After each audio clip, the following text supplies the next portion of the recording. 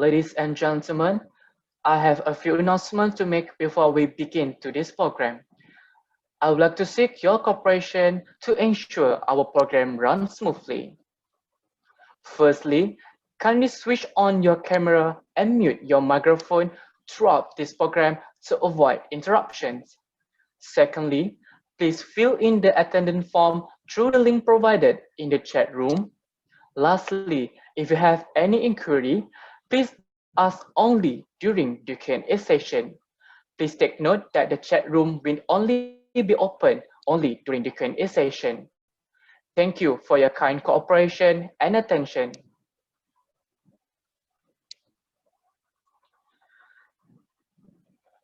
Bismillahirrahmanirrahim. Assalamualaikum warahmatullahi wabarakatuh. And a very good afternoon I bid to all ladies and gentlemen. My name is Hairul Akmal Abdurrahman, and it is my pleasure to be your MC for today's program.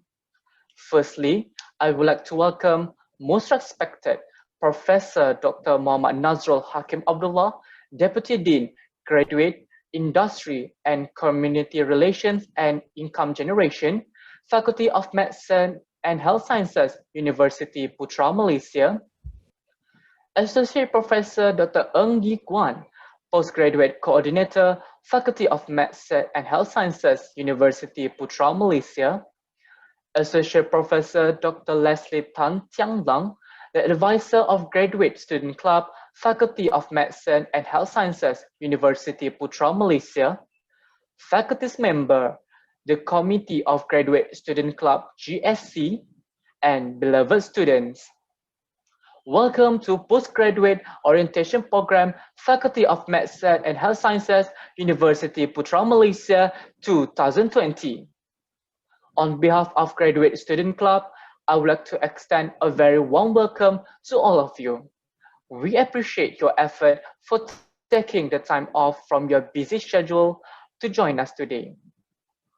Throughout this session, the new student will learn a lot from briefing by the faculty's member. Let's start our program today with a recitation of Doa. I would like to invite Mr. Muhammad Haizal Adli to recite the Doa. Please welcome. Bismillahirrahmanirrahim. Al-Fatihah. A'udzubillahi minasyaitonirrajim. Bismillahirrahmanirrahim. Alhamdulillahirabbil alamin. Ar-Rahmanir-Rahim. Maliki yaumiddin. Iyyaka na'budu wa iyyaka nasta'in. Ihdinas siratal mustaqim. Siratal ladzina an'amta 'alaihim ghairil maghdubi 'alaihim waladdallin. Amin. A'udzubillahi minasyaitonirrajim. Bismillahirrahmanirrahim. Alhamdulillahirabbil alamin. Wassalatu wassalamu ala asyrafil anbiya'i wal mursalin wa ala alihi wa sahbihi ajma'in. Allahumma innaka khaliqul azim, innaka sami'un alim, innaka ghafurur rahim, innaka rabbul arsyil azim, innaka bawru jawabu karim. Ya Allah, Engkaulah yang mempunyai segala kepujian dan memberi kepujian dan berhak menerima segala kesyukuran dan kepujian. Engkaulah yang memiliki segala pemerintahan, di tangan Engkaulah segala kebajikan dan kepada Engkaulah segalanya akan kembali. Ya Allah, cucurilah rahmat dan rahim-Mu ke atas majlis ini dan berkatilah ia dari awal hingga ke akhirnya. Kami juga memohon perlindungan dari-Mu dari segala perkara yang boleh mencacat celakan majlis kami dan daripada segala perkara yang melalaikan kami dari perbuatan taat kepada-Mu, ya Allah. Kepada-Mu jualah kami serahkan segala urusan kami. Rabbana alaika tawakkalna wa ilaika anabna wa ilaika masir. Rabbana atina fid dunya hasanah wa fil akhirati hasanah wa qina azabannar. Wa sallallahu ala sayyidina Muhammad wa ala alihi wa sahbihi wasallam. Walhamdulillahi rabbil alamin. Taqabbalallahu minkum.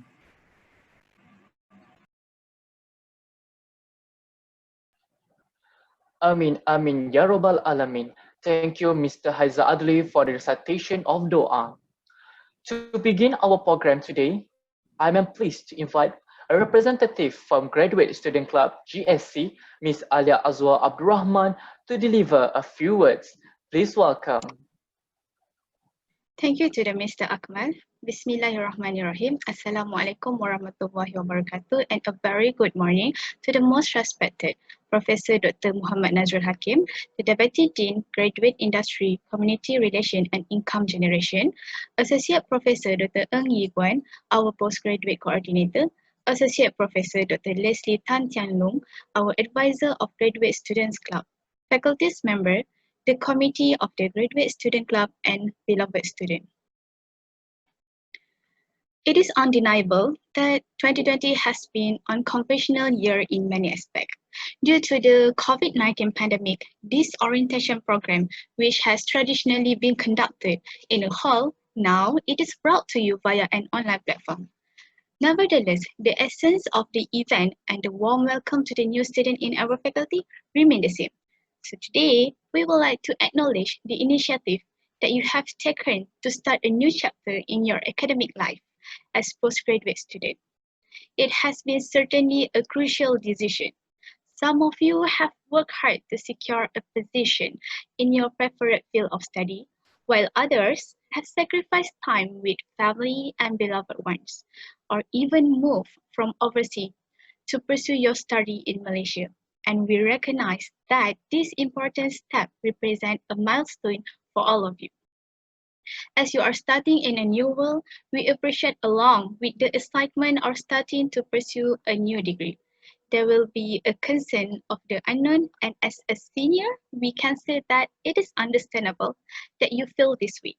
Thus, from our experience throughout this pathway, our aim as a graduate student club is to assist you throughout this postgraduate journey from your first day at the faculty to the final step in your program. A team of dedicated volunteers will support you and assist you whenever you need.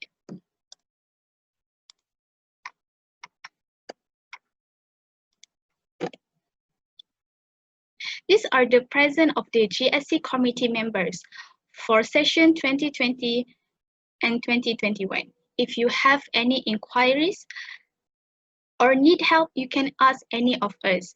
Or you can also email us at the gfcfmhs1718@gmail.com. We will do our best to assist you. This is our official website. You can visit our webpage and take a look around. Next, you can also, we also have an official JSC Facebook page. Here, we also always update about the latest information or events beneficial for the postgraduates, such as seminar and the current issues. For your information, we have a WhatsApp group for both local and international students of the Faculty of the Medicine and Health Sciences. You can scan the QR code in order to join the group. We encourage you to contact us through our different platforms, and regardless of your needs, we will try our best to assist you. Once again, I want to extend my gratitude to our faculty authorities, staff, and devoted members of the Graduate Student Club Committee who have worked hard in making this event possible to make our new students feel welcome, to the Universiti Putra Malaysia family, and for those who are interested in supporting students in the future and would like to join our club, you are most welcome to participate and continue this journey. That's all from me. Thank you.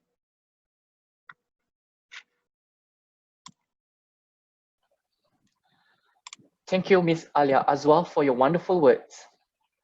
Ladies and gentlemen, without further ado, I would like to invite Professor Dr. Muhammad Nazrul Hakim Abdullah, Deputy Dean, Graduate, Industry and Community Relation and Income Generation of Faculty of Medicine and Health Sciences, to give his welcoming speech as well as to officiate this postgraduate orientation program. Please welcome. Thank you, Mr. Chairman. Bismillahirrahmanirrahim. Assalamualaikum warahmatullahi wabarakatuh, and very good afternoon. I am representing the Dean, okay? Prof. Zamri has an important meeting in the state's health department. So he'd asked me to represent him. So I would read his speech later on. And also I have a short presentation on the faculty, just an introduction on the faculty for all the international students who are still in their home country.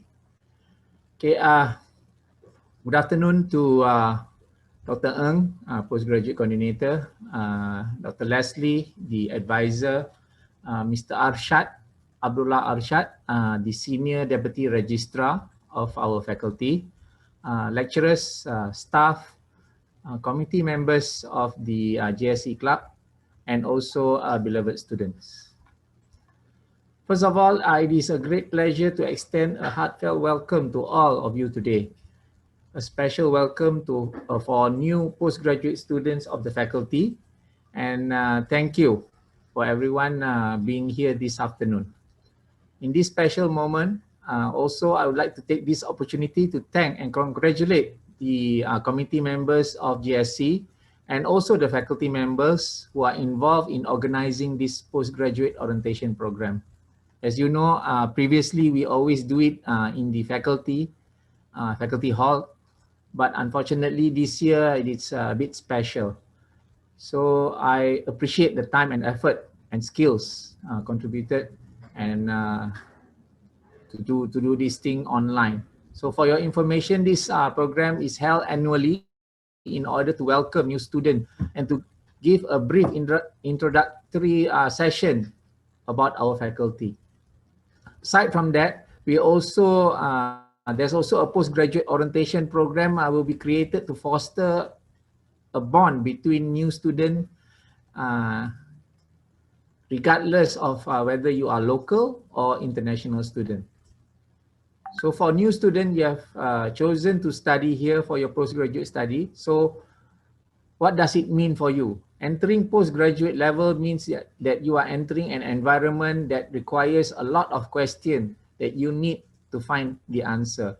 Thus, we cannot run from the fact that the culture of inquiry is very near in postgraduate life. The culture of inquiry that you are entering now is the heart of this faculty and also the value practiced by most research universities. Thus, as a part of your participation in this culture, you need to have critical thinking and also ways to undertake your own studies and research. Seek for your supervisor, your supervising committee, or even seniors and even staff of laboratory and departments if you find it difficult in your day-to-day undertaking. So remember, in postgraduate environment, there is no longer memorizing facts, blindly accepting what you hear or what you read. Instead, you need to learn to gather more evidence, networking, to seek knowledge. You need to stay curious, reflective, cooperative, and also, most importantly, open-minded. On the other hand, another crucial aspect that you need to tackle is being respectful and amicable to others. This includes your supervisor, laboratory staff, staff of the management office, your colleagues, and any other faculty member. Follow the rules and instruction that were outlined to you and for you. And the most important thing here is work hard. Stay humble, be honest in everything you do. And by the way, please also enjoy yourself, because this is the best time that you're going to have during your varsity years. Lastly, all the best on your journey of becoming a successful Masters of Science or PhD student. So with that, I officiate this postgraduate orientation program. Thank you very much. Do you have my presentation on the introduction of the faculty? Can you share it, please? Yes, we have. Hold on. Thank you.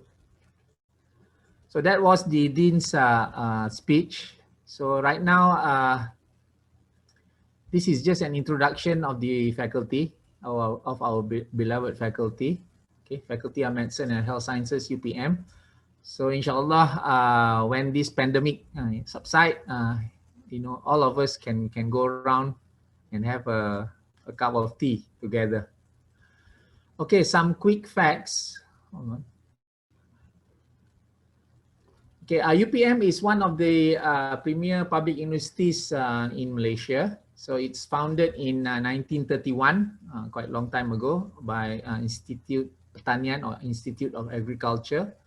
So it is given the status of research university in the year 2006 and awarded autonomy university in the year 2012. And we are awarded also the self-accredited status, where we accredited ourselves all the programs that are, that are being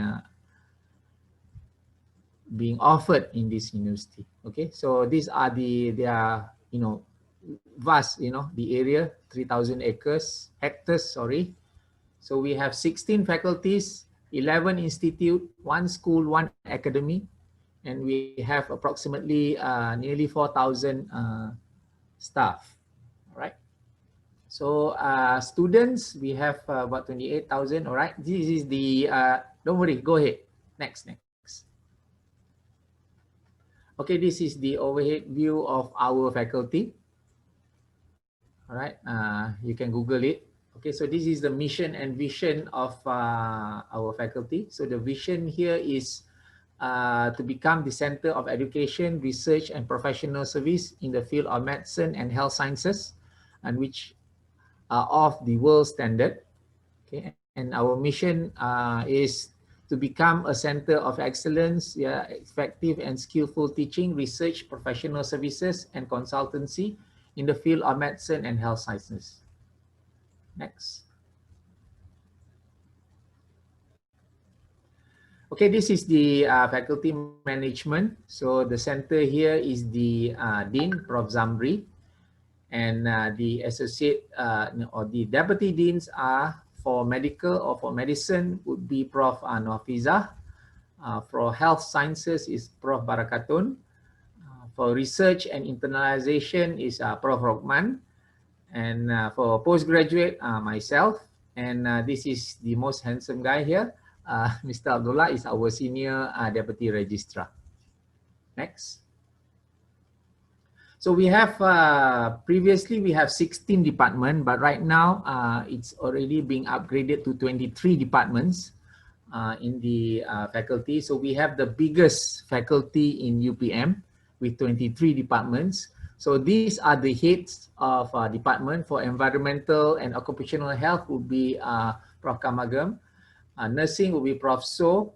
Biomedical sciences, where I'm at right now is Prof. Nasir. Nutrition, Prof. Nohasmah. Human anatomy, Prof. Datin Sharida. Pathology will be Prof. Rajesh. Medical microbiology will be Prof. Shafinas. Next, please. Community health will be Prof. Rosliza. Psychiatry, Prof. Normala. Family med, Prof. Cheong. Radiology, Prof. Hashima. Ops and Gynae, Prof. Habibah. PITS would be Prof. Hakimah. Surgery would be Prof. Faisal. Next. Medicine will be Prof. Christopher. Orthopedics, Prof. Manohar. And our head of clinical services will be Prof. Zubaidah. And for our new departments would be Oftal, Dr. Rafidah.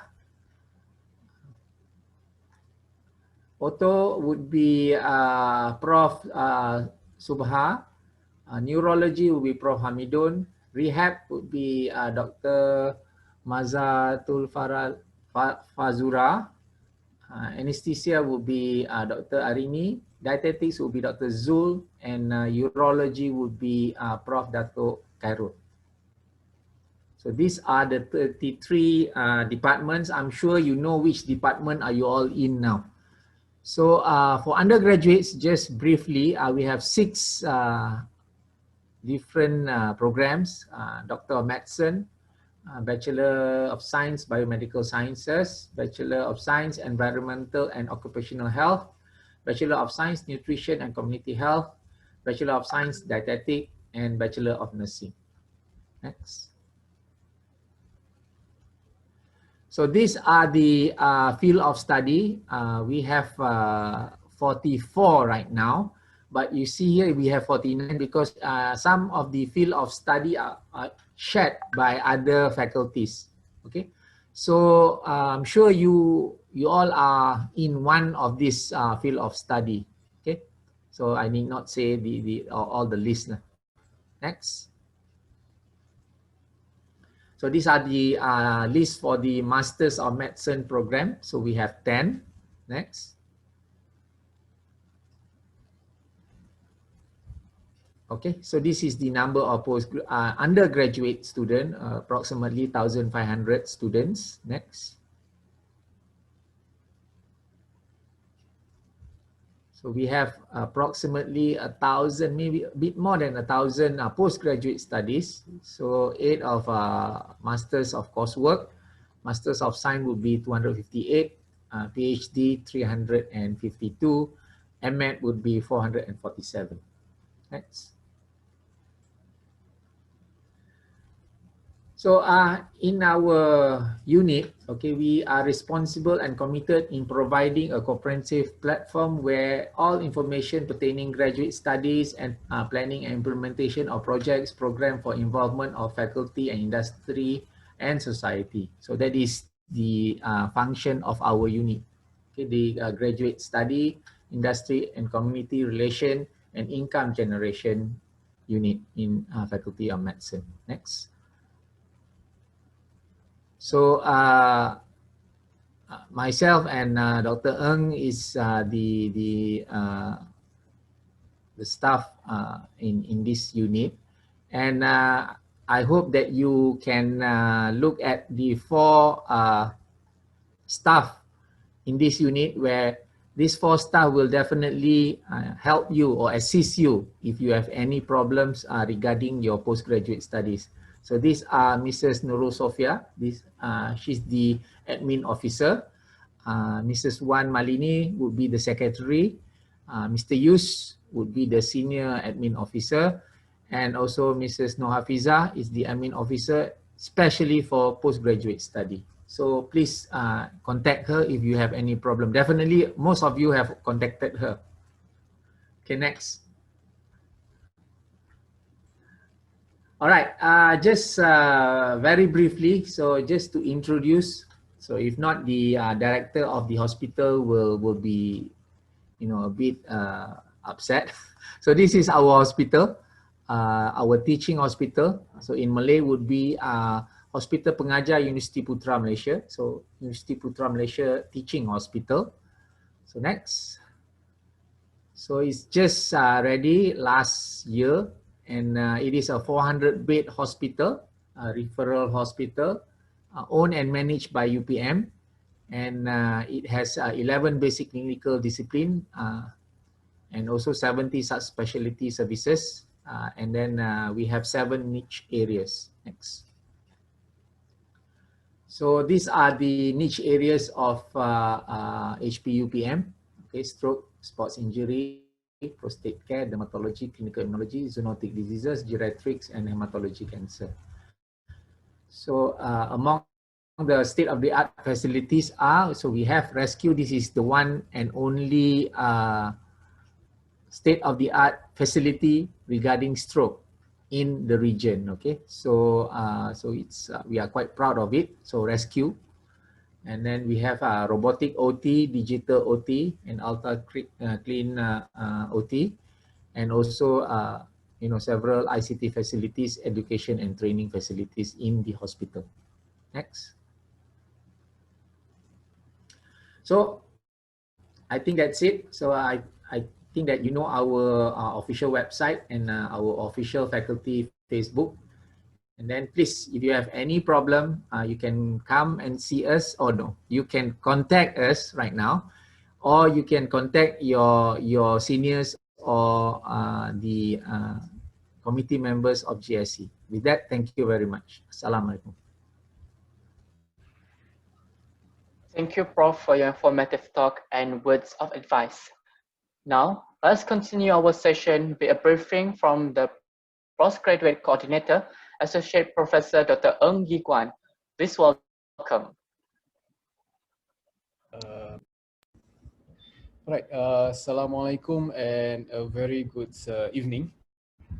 Before we go any further, if I could ask the host to kindly transfer the host to me, because I have previously had an experience whereby when I transfer the control to another student who is using a free account, somehow after 40 minutes, the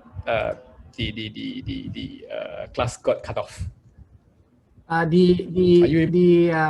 it a free account, or do you all use the paid faculty account? Yeah, even though Prof, I remember I was the one who created the the video conference. Tapi lepas tu I passed it to the students. So student using free account. So I thought that if I created No. It depends on the host. It depends on the host, and then depends on the email address. So if the email address is at UPM, is okay. If it's email address at Yahoo or at Gmail, and then it's only 40 minutes. Yes, because we transfer the host to Shamim. Is Shamim using yes. No, we are using the TD account. We're also using the UPM emails. There are now the problems of timing. There's no problem. So just I think just do a co-host lah. Get someone as a co-host. It's okay, Prof. The host will work to cut off. Thank you. Yep. Okay. So let me just get to my slides. Share screens. I'll just go for this portion. Sorry, I'll have to adjust slightly. Okay, Assalamualaikum and very good evening again. Sorry for the hiccup. All right, so thank you, Prof. Nazrul. Thank you to the Dean, Prof. Zamri, for officiating this session and the kind introduction to our faculty management. All right, so I'll continue with a short briefing about the mechanisms within the faculty itself. I'm made to understand and aware that a lot of the students, especially during this trying time, we thought that Malaysia has already, sort of like suppressed COVID-19 all towards August and September, but somehow in October, cases started to rise again, and that's where we have to shift everything, go back to online after the one in March. All right. A very unfortunate turn of events, but that also created a few complications to our dear students who was facing some difficulty registering. I was made to understand as well, the Putra enroll. Again, because we did not anticipate that we will have to go back to online instead of face-to-face physical registration again.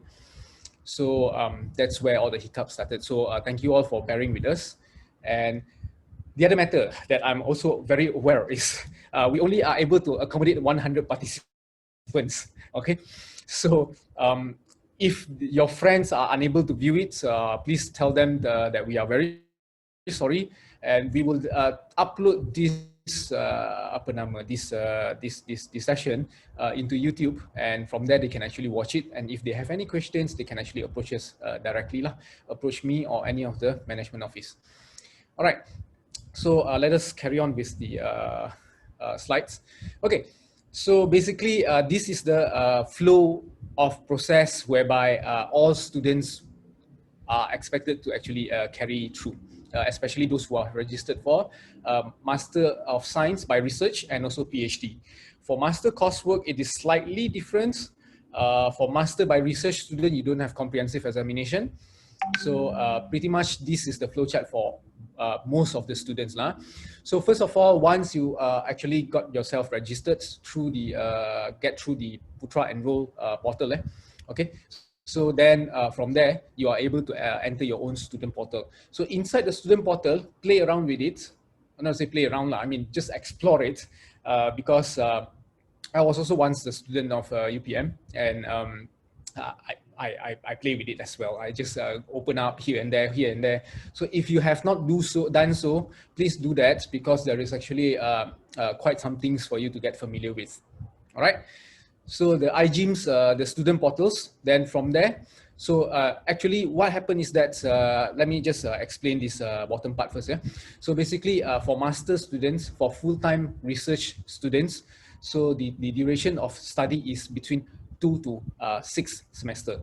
All right. So of course, fourth semester is the graduate on time that is imposed by the UPM. Okay. So if you are able to graduate on time, that will be much more preferable lah. Okay. And of course, for PhD, 4 to 10th semester. So the maximum is actually 10 semester. Yeah? This is for full time. So and of course, the graduate on time mechanism is actually for 7th to 8th semester. All right.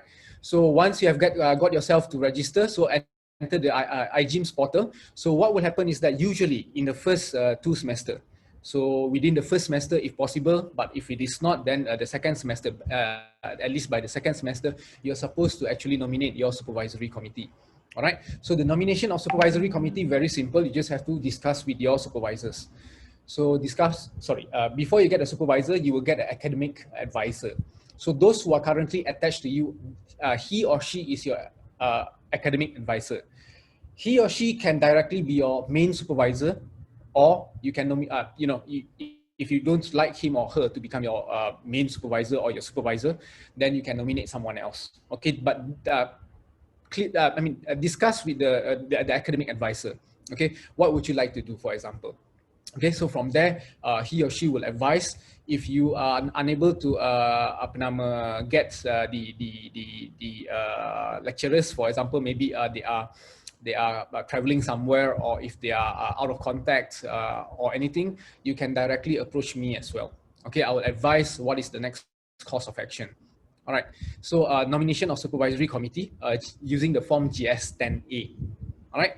So, and of course, during the first 2 semesters as well. All right. So preferably the first semester, if not the second semester, the latest, you have to present your proposal. Your research proposal has to be presented, and that is where your supervisor will actually arrange the seminar proposal presentation for you. And for that, you actually have to register the seminar proposal presentation. All right, so the code of the subject is SPS 5903, or that is for master, and SPS 6903 for PhD students. All right, sorry, I forgotten to explain a little bit more extensive on the nomination of supervisory committee. So you see, for master students, the minimum requirement of a supervisory committee is 2. All right, you need at least 2 persons to become the supervisory committees. So supervisory committee consists of one main supervisor and another as the co-supervisors. All right, so you can have 3, you can have 4, or whatever number on not, but the approval will come from the faculty level. So once you nominated them, let them sign the form. So when you once you sign the form, return the form to our office in level 2. Okay, currently I believe everything should be done online lah. Okay, return to Miss Fiza. Okay, so once she get the email ataupun the form, signed form, all right, by all supervisory committee members, then we will bring it for a discussion at faculty level. If we deem that in your case, for example, if for master student, if you have 4 or 5 co-supervisory, supervisory committee consisting of 5 members, it will trigger us something is weird or something is wrong, because usually we don't need that much of supervisors in a single committee for master students. For PhD is different. So PhD can get up to 4. 5 is a bit also too much, for example. So we will definitely ask, all right? So, but we won't ask the student, we will ask the main supervisor. All right, so, and let us carry on with the seminar, after the seminar. So basically for PhD student, this is something different for you. You are required to sit for a comprehensive examination. All right, so, and this comprehensive examination, new rules has emerged. We have amended the requirements whereby you need to sit for comprehensive examination before semester, 5th semester. Before 5th semester. So before 5th semester means that by 4th semester you have already completed comprehensive examination. All right. So between 2nd semester, 3rd semester, and 4th semester, you already have to complete your comprehensive examination. Comprehensive examination consists of 2 parts. So the first one is the first one is written exam, and the second one is oral comprehensive examination. All right. Again, if you need more information, always go back to your academic advisor or your supervisors to understand the process. Now, the next one is actually the, well, after you conducted all your research and everything notes, then from there, you will come up with your notice of thesis submission. So the notice of thesis submission has to be given, I think it should be there within every single part. Yeah, it's there. I should not, you know, I should not go within this framework lah. So basically, you need to submit your notice, and then from there, the nomination of examiners, the students don't have to do anything. It is by the supervisor, main supervisors. All right, that is going to be doing GS 14B for you. And then thesis submission. So you only have to submit your thesis. Once you submitted your thesis, you have your viva, and after your viva, you know, if you pass, then you will get some option will be unlocked for you. So you can actually fill up GS 16 and GS 25 and whatever not. And finally, you graduate. All right. So yeah, those details are in the other slides. I'm sorry to explain this on these slides. All right. So during the semester registration, so the cost that you have to register.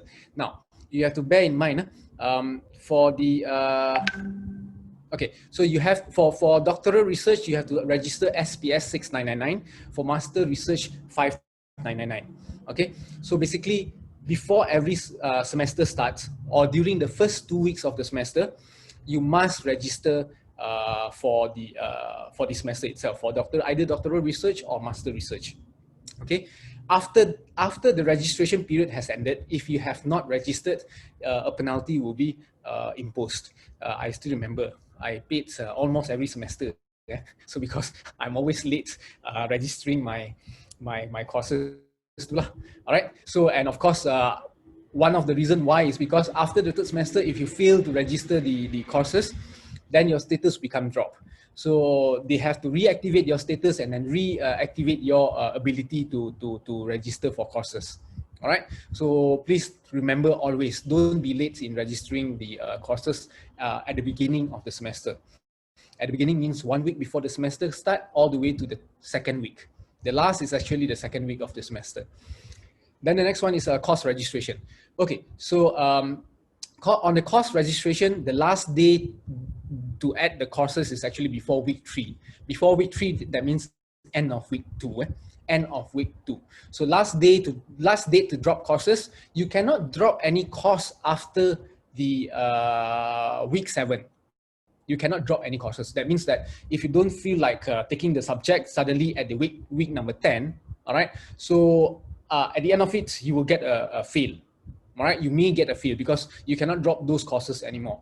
All right, so that's why it is a very good idea to check and confirm the course status, whether it's YW. YW means it's a compulsory course, ELF is elective, audit is AU is audit.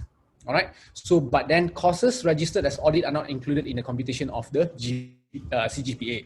It will be graded as either M or TM only. All right.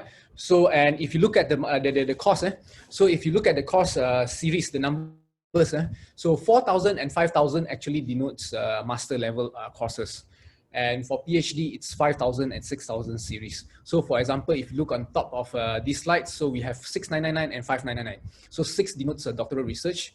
All right. So, and 5 it denotes the master's level. All right.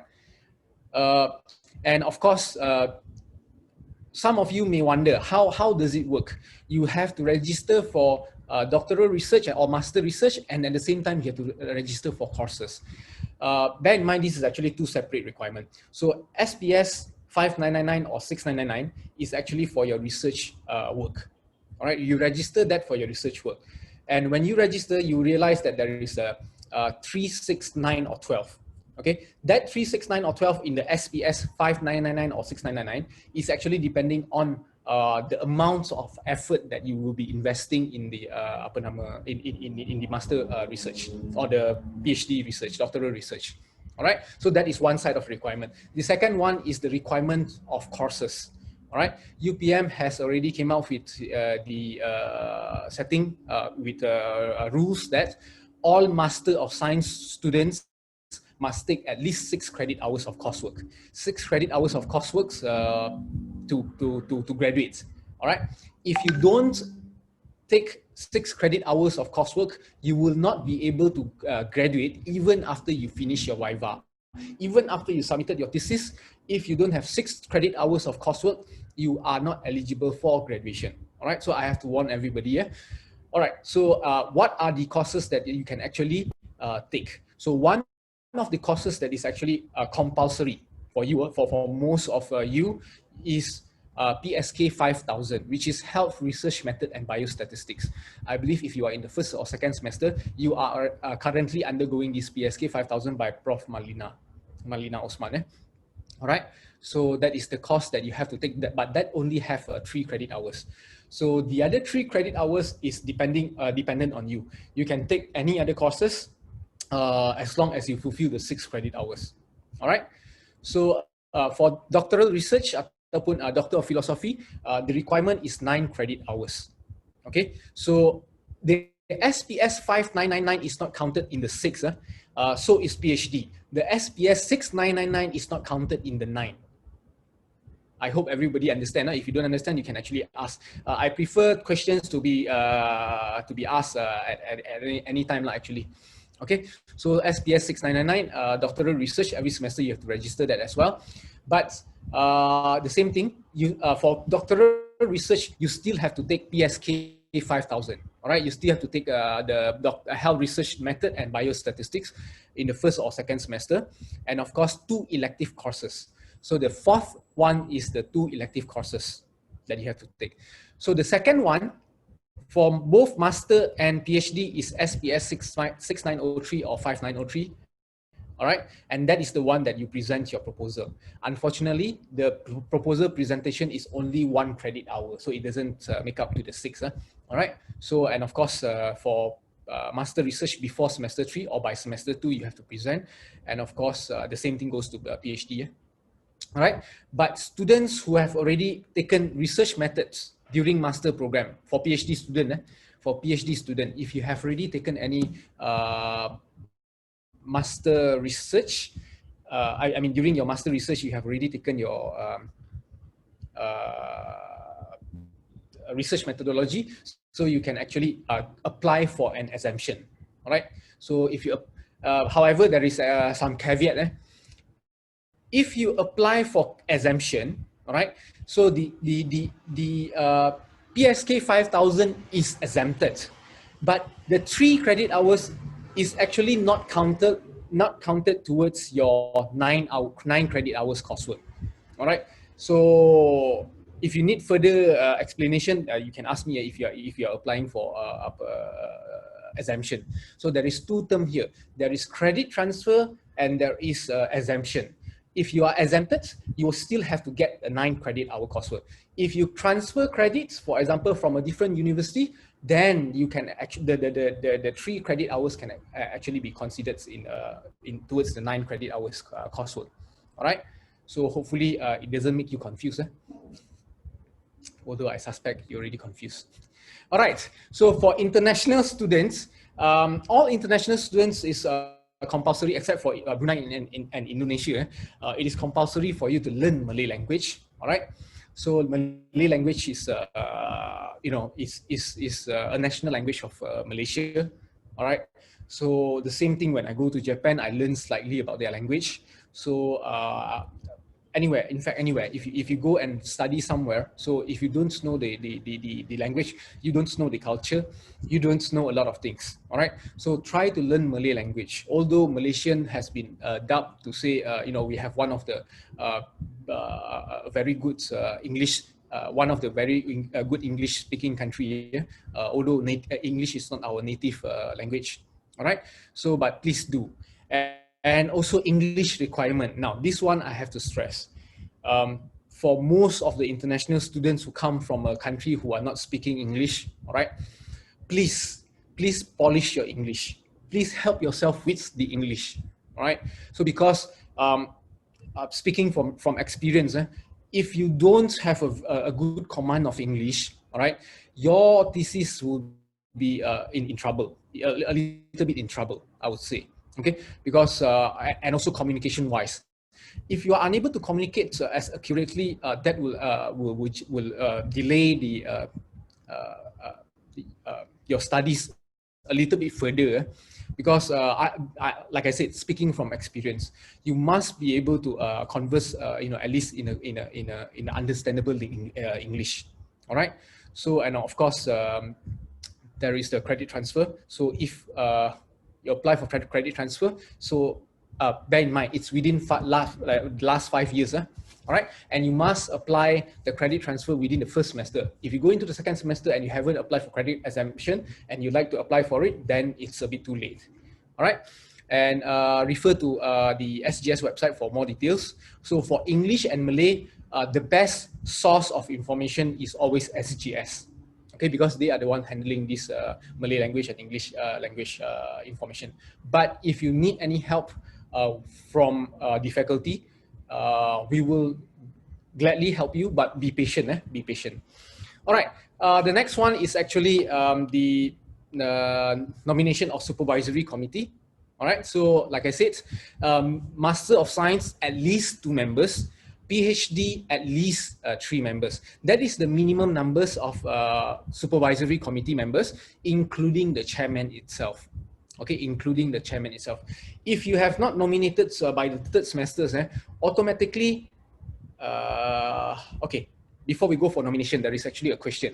If I already got exemption for PSK 5,000 for my PhD, but now I took a different kind of course like qualitative method and educational research. So can it be considered as an elective and be part of the 9 elective credit? Yes, but if it is an exemption of the PSK 5,000, so that is only an exemption. So you are exempted from taking it because you have already, I'm not sure what is the reason of exemption. So, but if you have taken it, then you are exempted, but you still need to complete the 9. Because you did not apply for credit transfer. That is how it works. All right. So if I'm not mistaken. Okay. So yes, true. Because if you have completed it during your master, yes, it is actually exempted. I'm actually looking at the chat box. All right. So the question is coming in from the chat box. Yes. Credit transfer means that you transfer the credit from your previous learning. You transfer your credit from your previous learning years or learning semester or whatever degrees that you take. Transfer it to the current learning. So you transfer the credit. Let's say you transfer 3 credit from the previous master to PhD. So you transfer that 3 credit into your PhD. So if it is the same content, so if whatever you're learning during the master is going to be the same as the PhD, so you can actually apply for 2 options. One is exemption, one is credit transfer. If you apply for exemption, so you are exempted from taking 9 credits, but you still you are exempted from taking the PSK 5,000, but you still need to complete the 9 credit hours. So that is what it means. All right. So if you have ask the question. Yes. Oh, just to clarify. Sorry, could you hear me? Yes, please. Oh, okay. Sorry for interrupting. Regarding the topic you mentioned just now, whether when we apply for course exemption via the student portal, because we took the PSK 5,000 during our master. For example, I'm a PhD student in my first semester. But after I confirm with the Ibaran Tekan of HGS, I asked because there was no option for credit transfer application on the student portal. So I asked her whether the credit exemption we apply through the portal is equivalent to the credit transfer. And they say they will treat it equally like that. So I'm not really sure whether we need to replace that 3 credits that have been extended, because from what I understood, it has been said that the credit exemption is equivalent to the credit transfer because there is no options to submit for credit transfer on the student portal. Oh, okay. Well, I have to get back to everyone on that then. All right.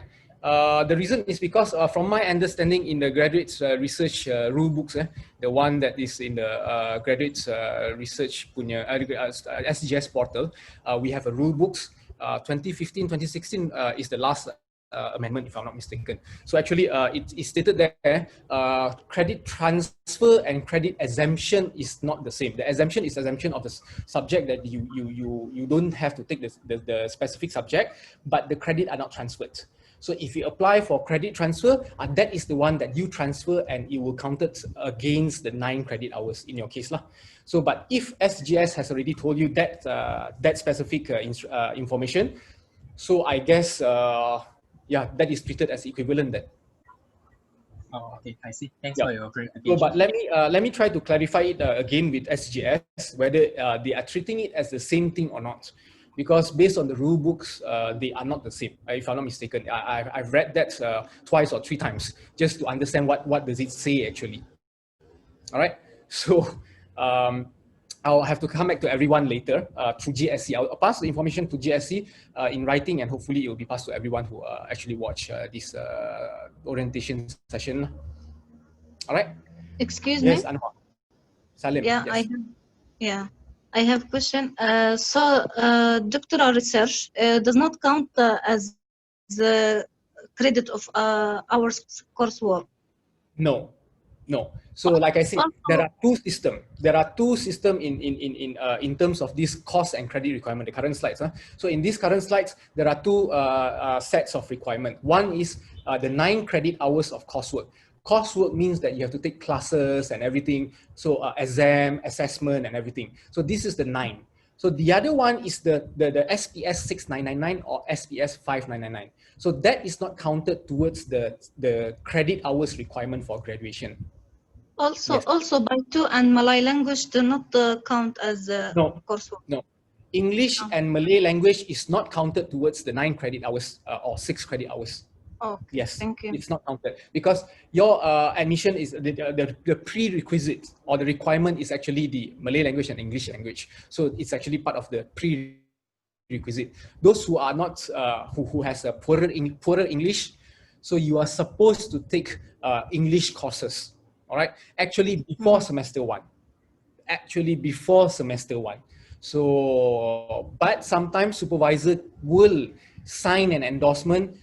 Which I regretted, honestly, because I went and signed one of my students, and when he came to take the master's by research, I had a little bit of difficulty communicating with him. All right, so he doesn't understand too well, and I don't really understand what he's trying to convey here and there. So pretty much we wasted about 1 to 2 semesters, for example. Okay, so that's why it's a good idea. Please get yourself polished up in English. Oh. All right. Thank you. Okay. So in terms of, I shall continue now.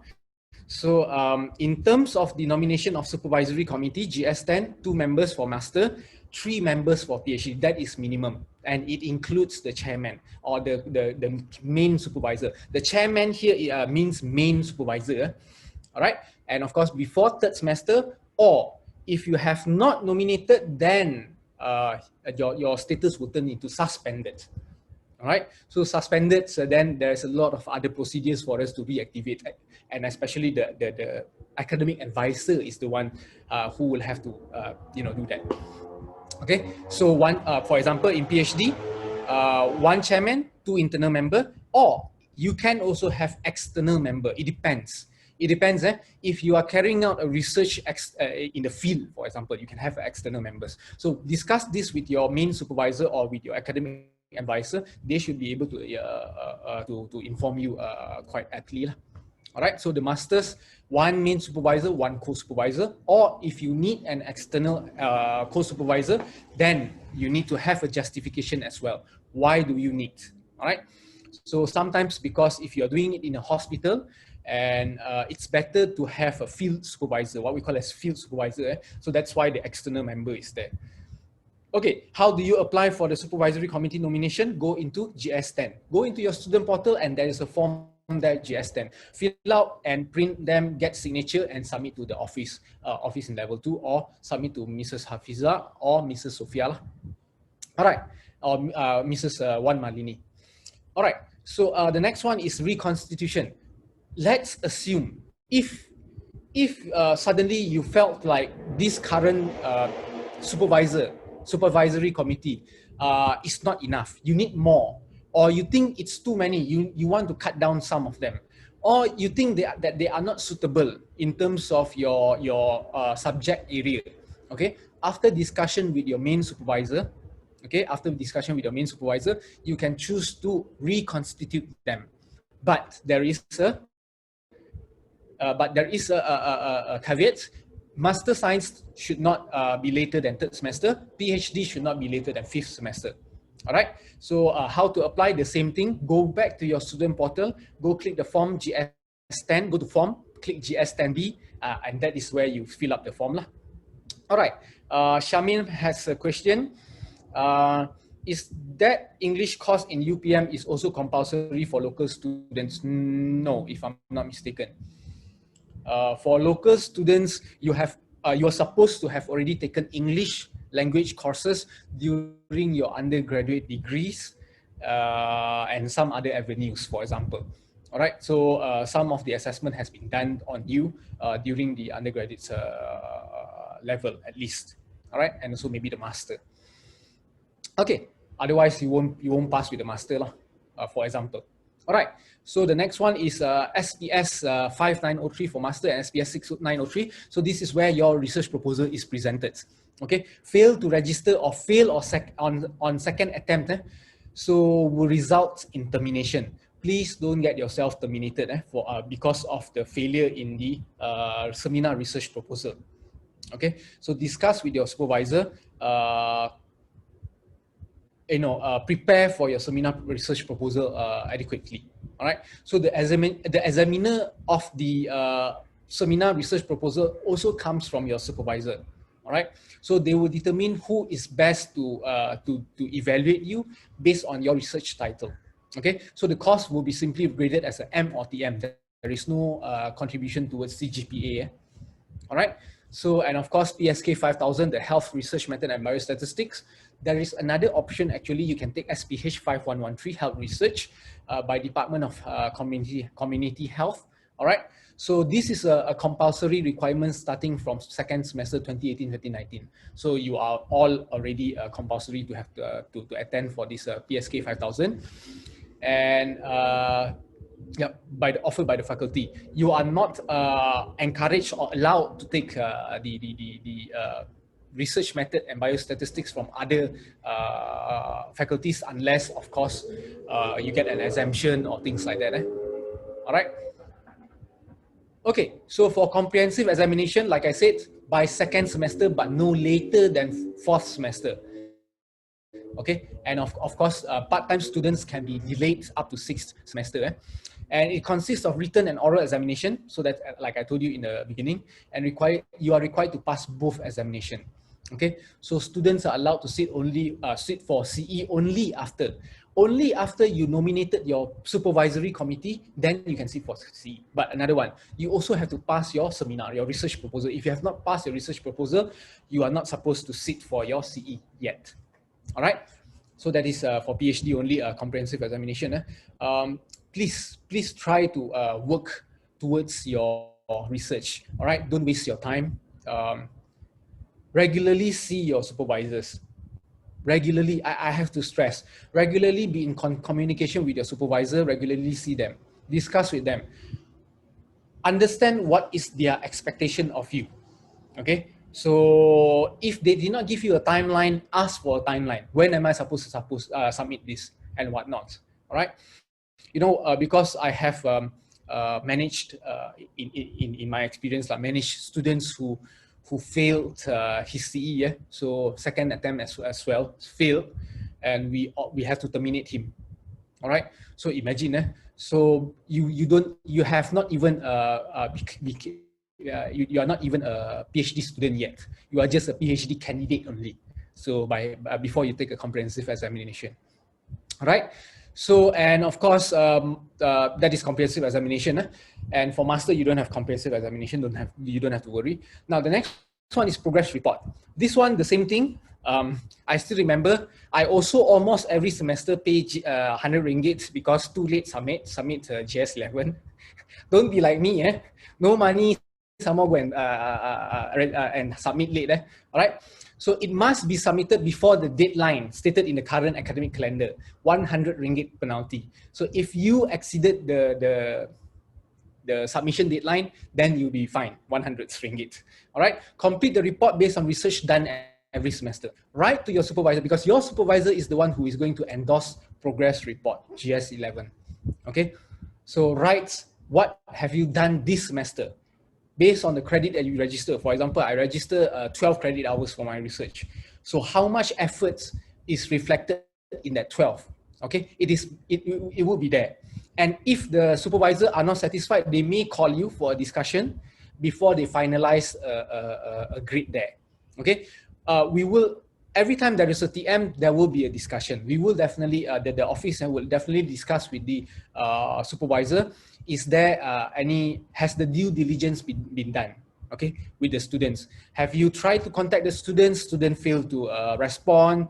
Have you asked student to submit a certain thing? They failed to do so, and things like that. So if that happened, the fault is on you students. All right. So progress reports is very important to be submitted. So please don't ignore all these things, because like I said, if you are rich, never mind lah. Just pay lah every time you are late. All right. Okay. New mechanism for UPM. We have enabled all study. We have enabled all study to be a part-time mode. All right. So, but only for local students. Okay, only for local students, and the students have to furnish an evidence, a letter from the employer stating that you are currently employed and you are currently working. So if you are currently employed and working in any company or organization or any agencies, okay, get the letter and show it to UPM and apply for a part-time mode. So part-time mode would allow you additional 2 semesters, if I'm not mistaken. It will, for example, if you look at the previous one, so this is actually for local students only. So what happened is that from 2 to 6 semester, so become 2 to 8 semester for part-time students only. For part-time students only. 4 to 10 semester to become 4 to 12 semester. Betul ke Sophia or Fiza? 8 and 12. 8 for masters. 8 for masters and 12 for PhD. Where's Fiza? Fiza or Sophia? Betul ke? Yes. So part-time. If they take part-time, 2 to 8 semester for master.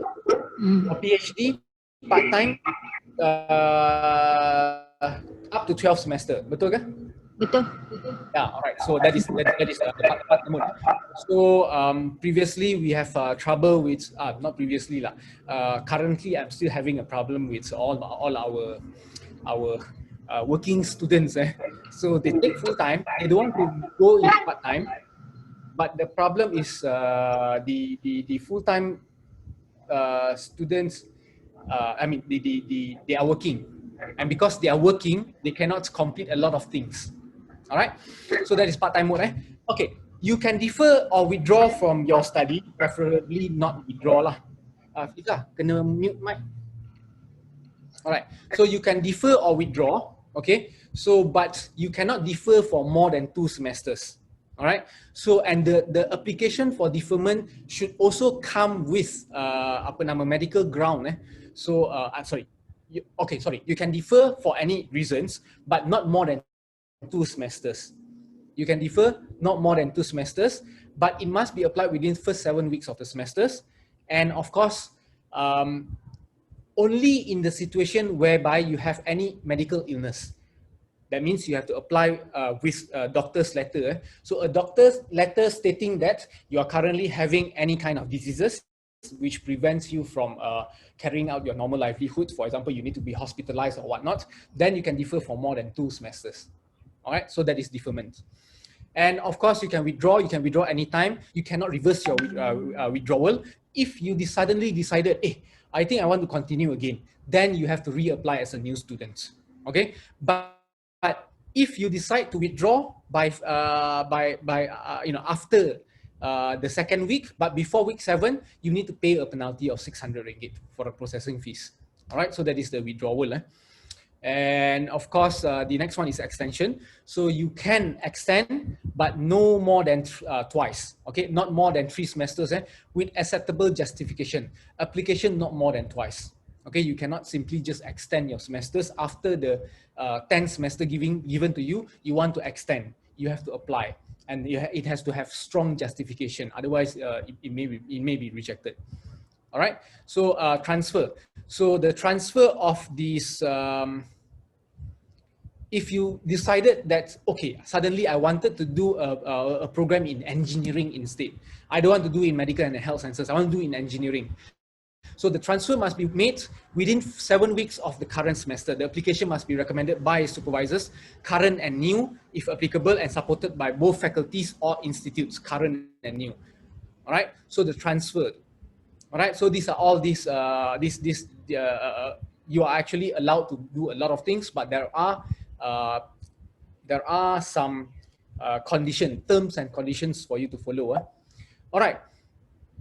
So the next one is study status. If you are in good standing means CGPA 3 and above. If probation, your CGPA is less than 2, is between 2.5 to 2.99, or you get 1 TM. TM for GS11 means you get a unsatisfactory status. Your GS11 status is unsatisfactory. In that case, you are under probation. You are definitely terminated if your CGPA is less than 2.5, number 1. If you get less than 3.0 for 2 semesters concurrently. So concurrently in 2 semesters, you get less than 3.0, you will be terminated. Twice unsatisfactory for your progress report GS11. You exceeded the maximum duration of master study. Master means 6 plus 3. So remember earlier, you can actually apply for extension. So up to 3 semesters. Even after you apply for the maximum duration, 6 plus 3 semester, you still cannot finish. Straight away, you'll be terminated. All right, or PhD, 10 plus 3. Okay, or if you fail CE twice. For PhD students, if you fail CE twice, then that's it. All right, so that's a termination for you. If you are suspended, okay, the probable reason you are suspended is because you did not send certificate for students under provisional. Okay, students who have a provisional entry before you become a full student in UPM, you have not completed, or you completed the course, but you did not send in the certificates. Then you are under suspended status lah. Or you fail to form supervisory committee before 3rd semester. When you are suspended, you cannot register for any courses on the next semester. All right. So did not register SPS 5903 or 6903 before the 3rd semester as well. So you will be suspended as well. So drop is pretty much a less severe consequences lah. You did not pay fees, or you haven't paid your fees. You have not paid fees, and you haven't paid your fees, or you did not register for any courses. Then you'll be dropped. Your status will become dropped. All right. So that is the differences of the different study status. If you look at your status, current status, you are good standing, or probation, or terminated, or suspended, or dropped. All right. Then the next one is thesis. So once you have completed your research, and if you come up with your thesis, so basically what you need to do, is you need to apply, send a notice. Send to the office notice of thesis submission 3 months in advance before you submit your thesis.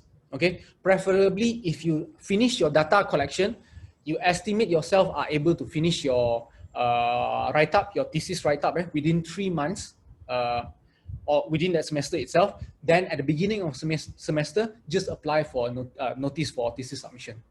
All right, so 3 months in advance. Okay, so that is step 1. Step 2, nomination of examination committee. This will be done by your supervisors. All right, your main supervisor will be the one who will nominate the examiner, who are the examiner for your viva.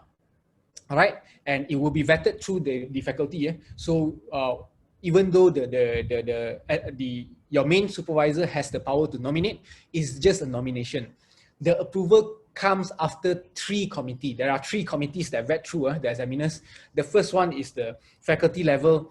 The second one is the JKKKPPPTTT. I don't remember what is the name. So there is actually one committee down there to check everything, and the last one is JKPSU. So the Jawatan Kuasa Pengajian Siswa the university's postgraduate committee, chaired by the Deputy Vice Chancellor of Academic, Prof. Iqbal. All right, so step 3 is appointment of examination committee.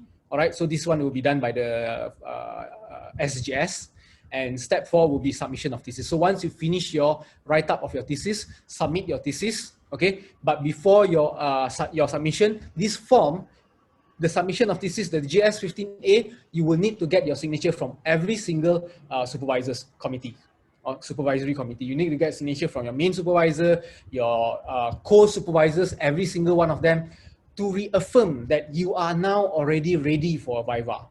All right. So then, or the thesis has already achieved necessary standard for viva, for a PhD level or master level, and you can go for viva. So that is the submission. So once you submitted that form, so the thesis examination process will commence. All right. So we will send your thesis to the examiners. All right. So the examiners will examine your thesis and come up with a lot of comments. Okay. So that is, and finally you have your viva. So the viva is within 3 months after your submission of GS15A. All right. So after your submission of GS15A, it's within 3 months. Hopefully, there are some examiners who will be late in examining your thesis. You have to excuse some of us. So for example, like myself, taken 1 week extra because the language is really horrible. I have to say that. All right. So like I said, you see, your thesis is submitted to an examiner. And when the examiner reads, you know, I have to spend half an hour reading 1 paragraph. You imagine that I'm like, what is he trying to say? Then never mind. I go and open up the literature that she cited. And then I was like, oh, this is what she wants to say. Then you imagine that kind of stress. All right, so it's very tedious when your language is not, we don't know what you're trying to say. All right, if you have a poor command of English. And finally, thesis submission after viva. So once you finish, you may have distinction. Okay, distinction means almost no correction required for your thesis. A very good standing kepujian lah. Distinction. Second one is minor correction, and of course you have major correction. You have resubmission. You have reviva and things like that. So don't worry. It's here. Sorry, categories if results. So if it is distinction, you are supposed to submit your thesis within 15 days. Okay, within 15 days of the viva, you have to submit your thesis, final thesis with the GS 16A. All right. Minor, you are given 3 months for correction. Major, you are given 6 months for correction. Resubmit, you are given 2 semester maximum. If you can submit by next semester, submit lah. All right. So, but if you are not, then you are given 2 semesters a maximum for submission. But that is for PhD. For master, only 60 days. Reviva within 60 days, and you may be rejected. Rejected means that you fail, entirely fail your viva. All right. So that is the whole process. So notice of thesis submission, please submit to Faculty Postgraduate Office 3 months in advance. And it is not just the form, you know. If you read here, so it is not just the form. You're supposed to accompany the form with 2 things. One is the table of content of your thesis and also the summary of your thesis. All right. So only after you fulfill all the requirements, all the 6 credit or 9 credits, and you have passed your CE for PhD, only we will process GS10 form. If you have not taken 6 credit or 9 credit, we won't even process your form for notice of thesis submission. All right. So that is why I say again and again, please complete all the requirement. And then notification of examination. This is actually done by the faculty. You don't have to do anything like I said. Thesis submission. So PhD, how many copies and whatnot, all the requirements are actually in the form, GS15A if I'm not mistaken. Okay. And of course the viva. The viva is conducted by SGS. All right. So within 3 months after getting the examiner's report lah. All right. thesis submission after Viva must be submitted within stipulated time. Student must apply for extension by writing should they require longer time. Failure to submit thesis within prescribed time will result in termination. So even after you pass your Viva, don't sit down and relax. Okay, because if you get a minor or major correction, even you get distinction. But you cannot submit your thesis on time within the 15 days framework. All right, then we will just terminate you. So terminated, gone lah. So finish Viva, terminated. So then you'll be asking, what? All right. So endorsement required by supervisor, chairman. Why I need to remind this is because the thesis submission, you need to get a lot of signature from the supervisor, from the chairman of the Viva, from internal examiner, from the faculty deputy dean. So you need to get a lot of signatures. So you need to do it early. You please plan and please understand the process as soon, as fast, as quick as possible. All right. So, and finally, once you finish, then you have to submit your hardbound thesis. Once SGS is happy with your thesis, they will send you a notice for you to submit final hardbound thesis. So what is the requirement? These are all within SGS policy lah. You have to refer to SGS. All right. So that is all I have for you regarding your studies here in terms of your process. Okay, so in terms of, so far, is there any question? I already do cost exemption for PSK taking research from other faculty. Is that will be allowed by UPM? So Nurul Ain, my advice for all students, always talk to and discuss with your supervisor, with your academic advisor, with your main supervisor. Ask them, ask their advice. What should you do at this point of time? They are the one who is going to guide you. I guide my students all the time, you see. Okay, I guide my students. I for example, if I can share another document, another very quite important, I would say quite important documents. This document. Okay, so if you look at this document, I'm not sure if your supervisor went through this with you. Okay, so this is actually the list of action for postgraduate students upon registration. Sir, excuse me, sir, I have a question. Yes, Raju, I'm answering the question before your question. I will come back to you. Okay. Okay, I'm answering the previous question first. All right. So this is what I usually go through with my students. I'm not sure if your supervisor go through with you. So first meet your advisor. That's why I'm meeting them. I call for a meeting, so I meet them. So and to discuss. So your advisor will be clearly written in your student portal. Who is your advisor? All right. So for international students, you need to do all this. Okay. For local students, no worry. So for doctoral or master research every semester you need to register for 5999 and 6999. Okay, so that is the research credit are 3, 6, 9 or 12. Okay, depending on the workload of the semester. Actually, everything is there already. You just have to look through all the documents that you got. Okay, so this is one of the things. Then register and pass for a research methodology course during the first semester. Most of the faculties will require you to undergo a research methodology course. Okay, only for you, for our faculty, we have a special requirement because ours is actually health research methodology. Okay, you are doing a health based research. So that's why we want you to understand the health research methodology from the medical and health sciences perspective, because your examiner is going to be people from health and medical sciences. All right, so that is why we wanted you to undergo this intensive course for you to understand. All right, because some other faculty may have some other perspective or requirement. For example, social science. Social science view some of the things differently from health and medical sciences. All right, so and the credit requirement, the same thing, 9 credit hours, 6 credit hours. So if you've gone through all this with your main supervisor or your academic advisors, so pretty much I don't have to tell you all this. Okay, basically this is just a repetition. Okay, nominate your supervisory committee within first semester. They are even more stringent. They ask you to nominate within first semester, but then they allow you to go up to second semester actually. Okay. So submit your progress report every semester, even bolded and highlighted for you.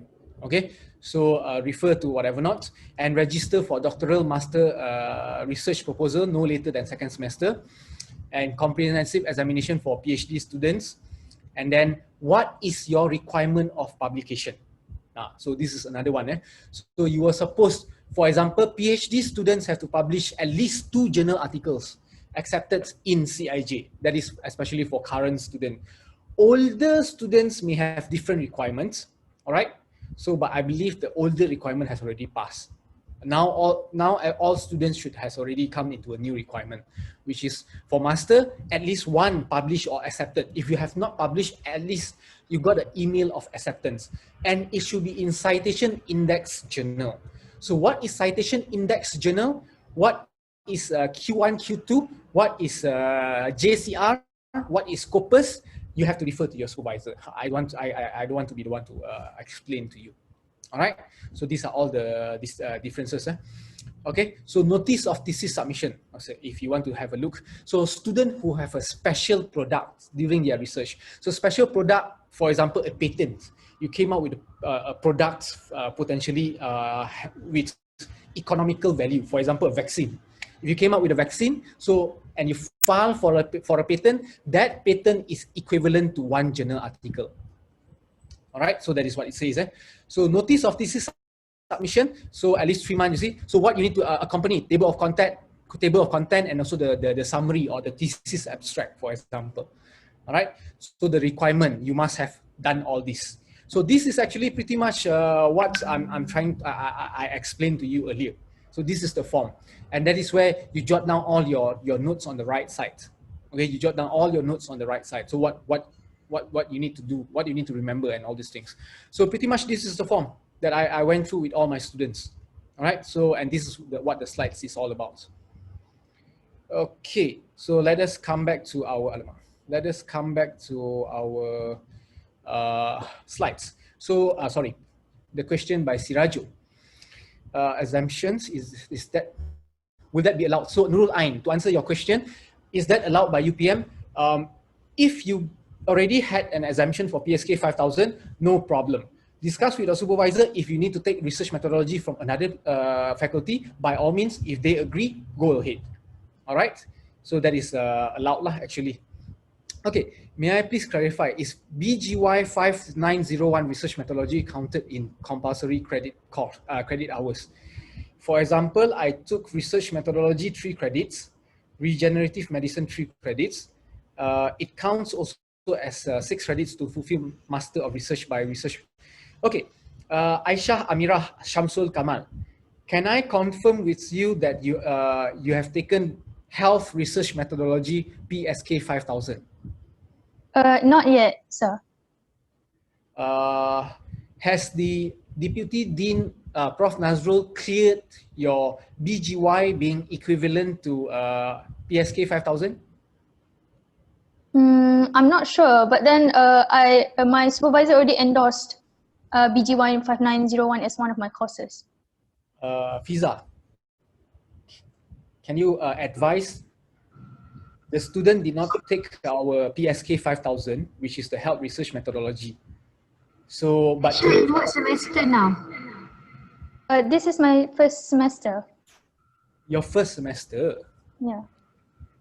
Semester, and you take BGY 5901, right? Yeah, correct. Is this equivalent? Because our students take from us.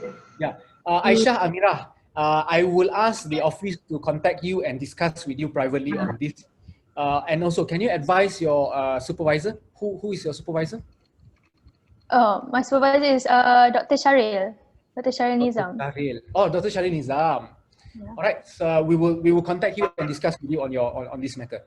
All right, does deferment affect my visa renewal? Yes, Sharmin Khalida, deferment will affect your visa renewal. All right, so if I'm not mistaken, you cannot simply just defer. There must be a reason why you defer, and that will definitely affect your visa renewal. I cannot advise you as accurately as international office. I need you to, in the case if you need to defer, please discuss with international office. Where is the question by Sirajo? Oh, okay, Sirajo. Oh, I missed out Sirajo. Sorry, Sirajo, I thought you posted your question on the chat. Yeah. Yes, Sirajo, can you please tell us your question? Yes, I have one question on the chat already. Then I have another question now. Your question, yes, please go ahead. I cannot find your question actually. It's not actually the question, but it's the. I wanted to have the slide of this presentation. Oh, definitely. We will send it. We will send the slide. Actually, we send the slide through GSC, the Graduate Student Club.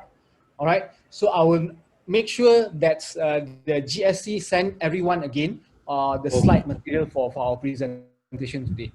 So do you have any other question? Yes. The second question is, my question is about the coursework. Actually, I am taking, in addition to PSK 5000, that is research methodology within the faculty, I'm taking 2 elective courses from another faculty. Okay. That 3 credit unit, that is 6 credit unit. And then, yet I'm asked to take another course within the faculty by my supervisor, that is PSK 5905, that is special topic. Special topic. All right. So, yes. So my question is, I didn't understand, because based on the presentation, it was stated that one should have at least 9 credit units. Yes. So you pointed out correctly, Sirajo. So you are required to take at least. So the key word is at least 9 credit hours. So taking more, I mean, if I had the time, Sirajo, or all students, if I had the time, if I had the efforts, I will take whatever courses that comes that will help me towards my improving my knowledge and my skills. All right. So, but we only advise a minimum of 9. So, Sirajo, you are taking if I'm correct, you are taking currently 4 coursework, which is PSK 5000. You are taking PSK 5905. Is it special topic? Yes, and you are taking another 6 credit hours from different faculty, correct? Yeah. All right. So you are taking 12 credit hours. Yes. That's all right. For me, that is okay. You can actually have all those subjects that you want to take, provided as long as in a way you are still able to do your research work adequately. So, for example, if that is my situation, I will register my research as 3 credits. You know, the 6999 or the 5999. I'll register as 3 because I don't have any more time to spend on my research proposal. So pretty much 3 credit hours is what I can do for my research proposal. Yeah, so that is the minimum of it. You cannot put 6 or 9 or 12 anymore, because if you put, then we will be asking, how come you got so much time? After you have 4 subjects equivalent to 12 credit hours, then you are somehow doing another 9 or 12 credit hours of research. So that will be a bit weird lah. All right. So, but yes, in that case, it is allowed. But again, that's why I always ask students to go and discuss with your supervisor. If you feel it's a bit burdensome, you felt that it's very burdensome, you don't think you can handle too much subject in one semester, so please discuss with the supervisor, can I take this subject maybe next semester instead of this semester? So it's entirely up to you and your discussion with your supervisor. Always discuss with them. All right, my advice is always discuss with them. Okay, so then the other questions, Sirajo, did I answer all your questions? Yes, you have answered my question. It is okay. Yeah. So Khadijat is asking if has Fiza answered? Belum. Okay, you are currently second semester. So currently second semester, you are still able to nominate your supervisory committee. You didn't register for seminar. You have to register for seminar. Is that correct, Fiza? she has already she needs to register for seminar during this semester because second semester. Yes, because now it's already in second semester. So also for GS10A, or the status will be suspended next semester. Khadijat, if you have not registered your for your seminar and has not appointed for your supervisory committee, you will drop into a suspended mode. All right. So please contact Mrs. Fiza for her to assist to see how to assist you further, because supervisory committee got not much problem, because once you discuss with we are currently in 6th or 7th semester, 6 or 7 weeks of the semester, 6th or 7th week, I think 6th week of the semester. So you are currently still able to nominate your supervisory committee. Only the problem comes on the registration for your seminar. All right, so discuss with Mrs. Hafiza, see how to help you. You okay, are now thank you. Yep. Hisham Saadat. Yes, so can I talk to her as well? Yes, you can discuss with her privately later, or if you want, chat with her privately. All right, thank you very much. All right. Hisham Saadat Nimir Al-Shadfan. Now I'm at level 106 at ELS and had dropped status on my portal. When it will be changed? Okay, I am assuming that this is actually related to English. I need you, Hisham, to contact SGS, sorry, School of Graduate Study. So you need to contact them on how to, because like I said, this semester has been a bit haywire a bit. Please pardon all of us, because we sincerely thought that we can have physical and face-to-face classes, but a lot of things happen, especially COVID, and till now we are still under conditional MCO. So even I am actually working from home. All right. So only some of us with special permission can work in the office. We have to get special permission. All right. So unfortunately, if they are unable to go to the office, some of them could not have the access to documentations and whatnot. So they may have missed your documents, or they may have missed your email. So Hisham Saadat, communicate with SGS. If they are not responsive, take my advice, CC to us as well. And if you want, you can CC to the Deputy Dean of SGS as well. The Dean and Deputy Dean of SGS as well. Okay, that is my advice to you, Hisham. Okay, when is the best time to apply ethics approval? Very good question, Hazira. Okay, ethics is another headache for a lot of people. I have to admit that. Okay, before we go to ethics, Khadijat, do you have any question? No. Okay, so ethics approval has to be applied as soon as possible. So that arrangement has to be done preferably before you start your research work. All right, before you even start your research work, first you need to get your ethics approval. On the application of ethics approval, actually we have our websites. All right, so for ethics, for the application of ethical approval, that is actually handled entirely by RMC under the Jawatan Kuasa, the UPM Ethics Committee. Okay, so it is nothing related to SGS or even our faculty. Okay, but our faculty members, the dean is the chairman, for example, and some of our members are some of our professors are the members in the committee of the ethics. All right, so when to apply? As soon as possible. Okay, I would say that if you are able to, before you even enroll or before you even became a student, you have already got an ethics approval. That is by your supervisors lah. So I would say that soon. Okay, because having a very early ethical approval will enable you to run your research smoothly.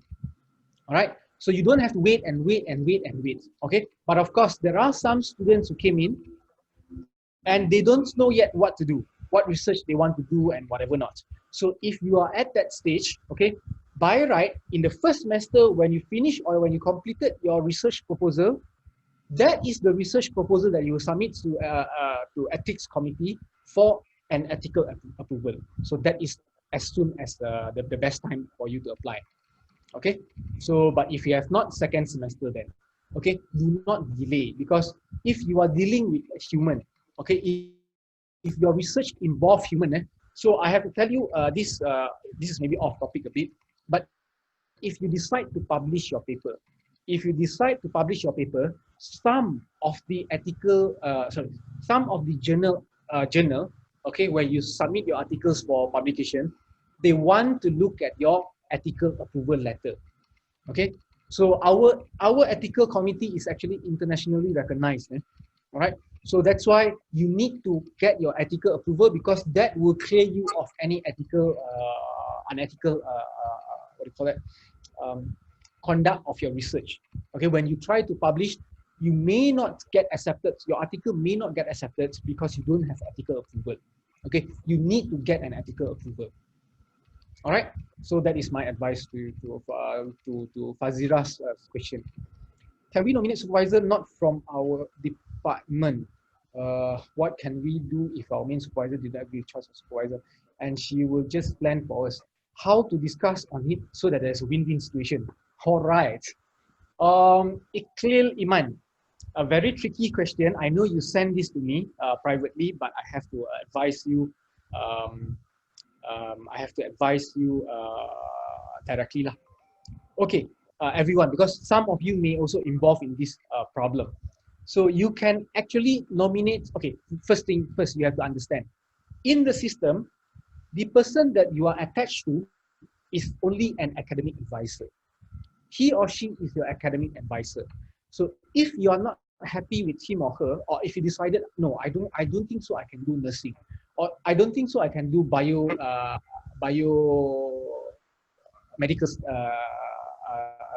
research, or I cannot do environmental and occupational health, okay, you can choose not to do that. Okay, you can apply to transfer your field of study, FOS, what we call as FOS. So field of study, you can apply to change your field of study, and upon changing your field of study, you will go to another different faculty, for example, different department. You will be under different department. The academic advisor does not really have a power to say whether, because again, the choice is between the students. If you don't want to appoint supervisor from your own department, you have to discuss with your supervisor and try to get from his or her perspective. Why did he or she disagree for you to get a different supervisors? Okay, for example, I have students that is doing on a different field of study, okay, but I have to tell him that we have to appoint someone from another from that department, specific department. Why? Because your field of study is in that department. Okay, we need someone that could supervise you on that area, because if you go for Viva without understanding that field of study, for example, if you're doing microbiology, but your supervisory committee doesn't have a microbiologist, so what will happen to you if you don't supply adequate depth about your microbiology aspect in your thesis? All right, so that will lead you to failure later. All right, so you need to discuss with them and understand from their perspective. So you also need to tell your academic advisor or your main supervisor why you disagree with her choice, for example. All right, so if you have any problem, again, come back to us and see what we can actually help you with, to see how we can mediate these issues lah. All right, so that there's a win-win situation, as you rightly point out. So I'm Matthew, I'm currently working. May I know what is the process to apply for part-time mode? Mrs. Fiza should be able to help you. You just need to fill up a form. There is actually a form for applying for part-time mode. Like I said, Matthew, you need to have a letter from your employer stating that you are currently an employee in that company or in that organization. Then from there you can get your part-time mode. All right. Hi, so regarding that thing, so because when I want to do that GS, because the SGS was closed, so how should I mean, is it open now? Okay, so far, currently, all of our business is being in the transition into online mode. Like I said, we fully anticipate physical, face-to-face. Unfortunately, doesn't happen, but we are actually going to what do you call that? Online mode. So all of the form are currently signed online. All of the application are being made online now. So and when I checked in the portal, there's no any part of it to actually mention about for part-timers how to process for the applications. Understood. Fiza, boleh bantu? Boleh bantu Mr. Matthew? Dia nak convert from full-time jadi part-time mode. Alright, so Fiza, you can directly message Mrs. Matthew. You can directly message Mrs. Hafiza, or Hafiza. Thank you. And she will assist you in that form and whatnot lah.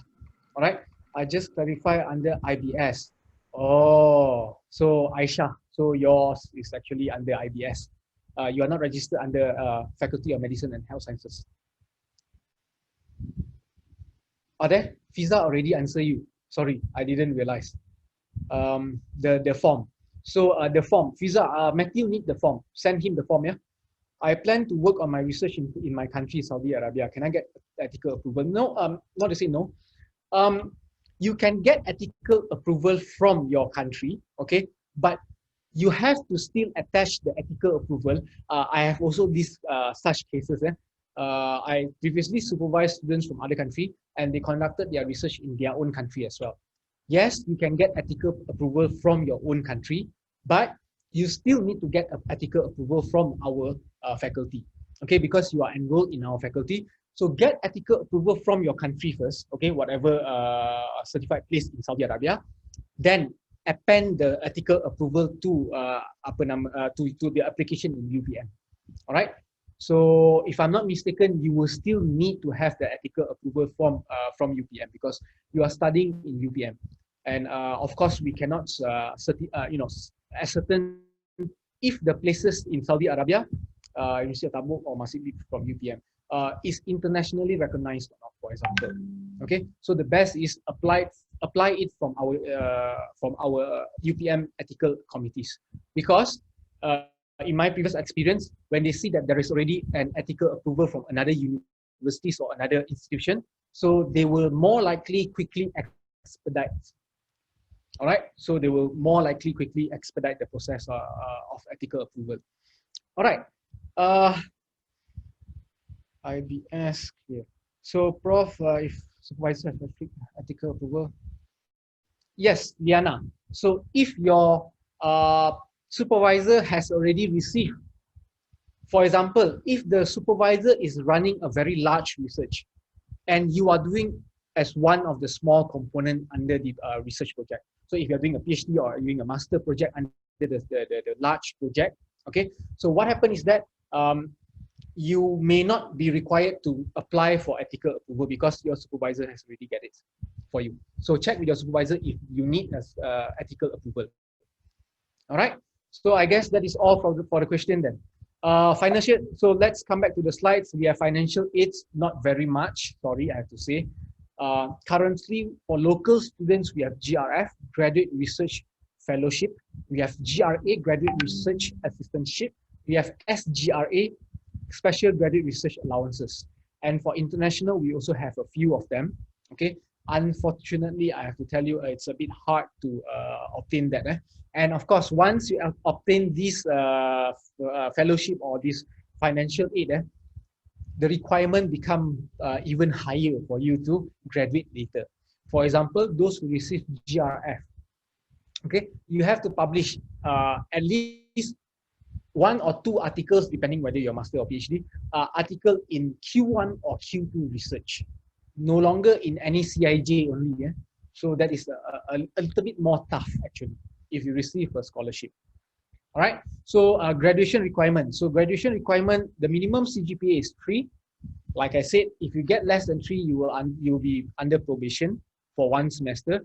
If 2 semesters under 3, you will be likely to be terminated. All right. So pass the thesis and settle all fees. So if you have not done all this, then you're not going to get your graduation.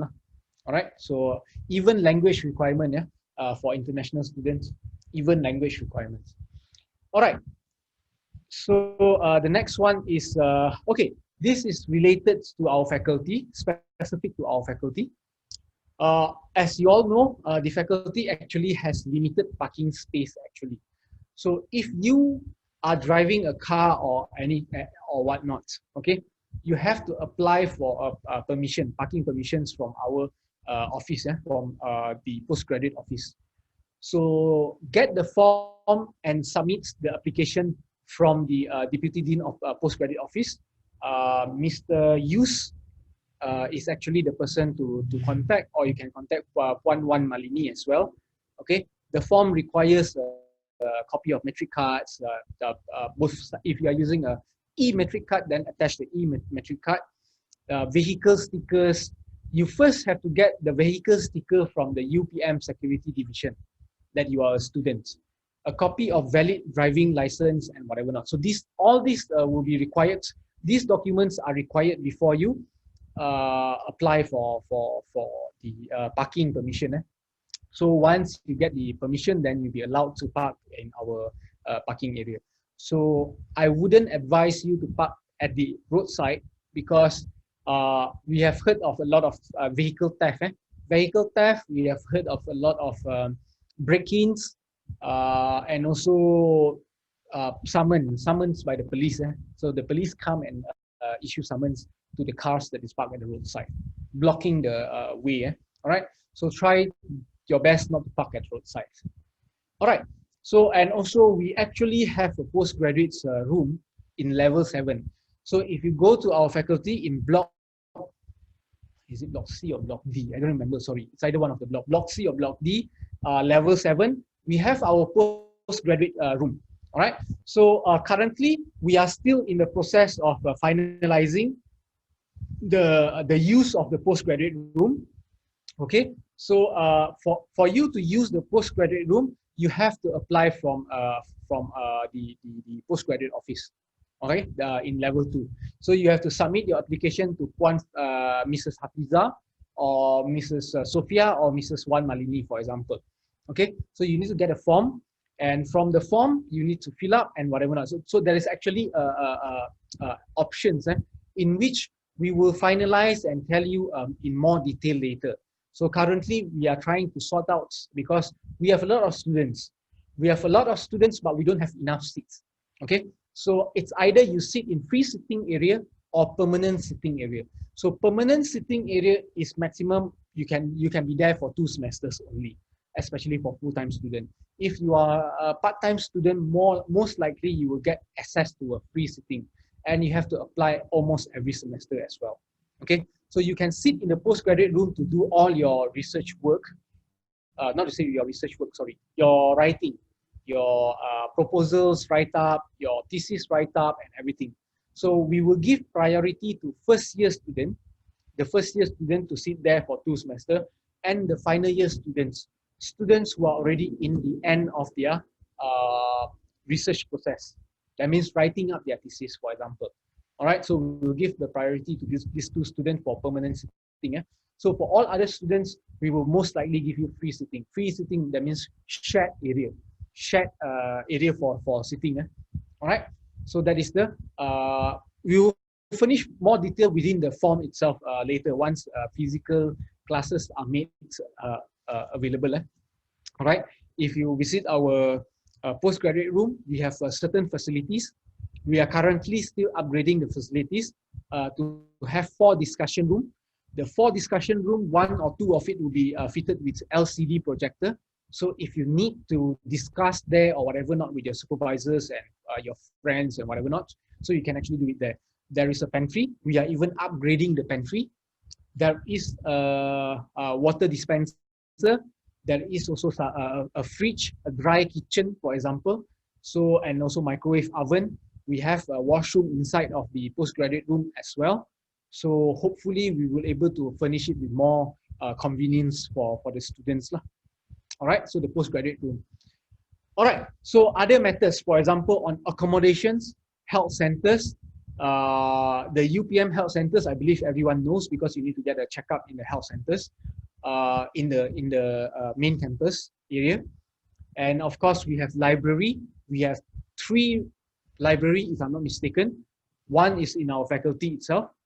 One is in the main campus, the large one, the HQ, the headquarter, and one is in engineering faculty. There is 3 library, if I'm not mistaken. So transportation mode, if you are a paid student, you are allowed to take our bus. All our buses are free. You just have to show that you are a student. Bursa office.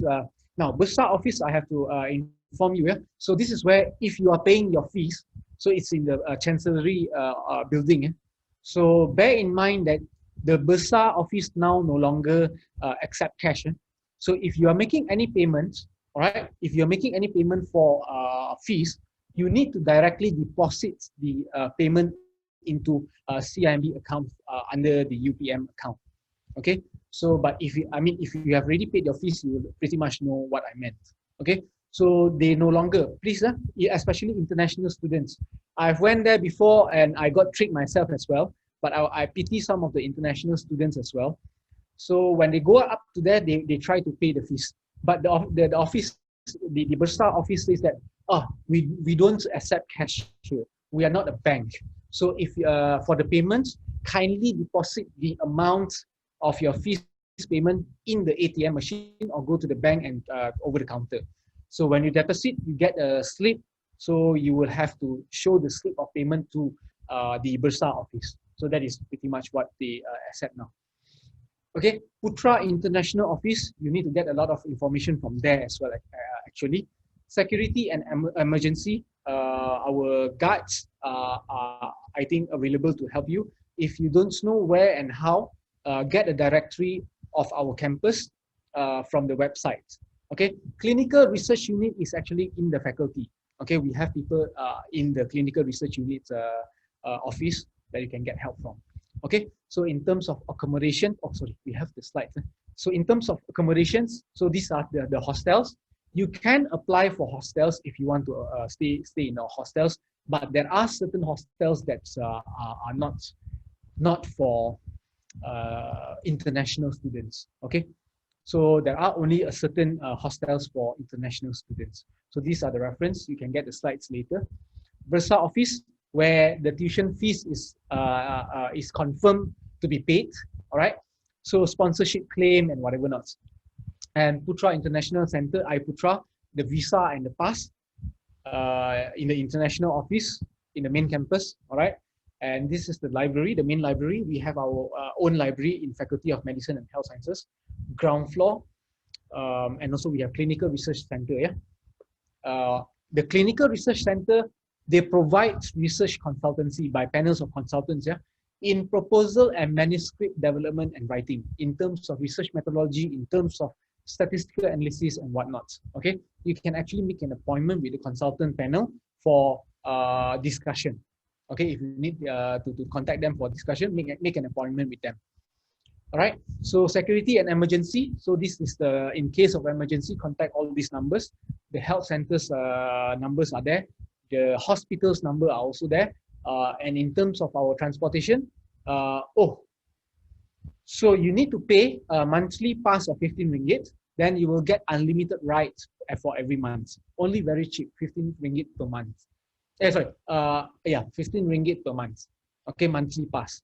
So, or if you want to take Grab, for example, we do allow Grab cars or any other e-hailing services to UPM. All right, so I guess that is all for my briefing. Anyone have any questions?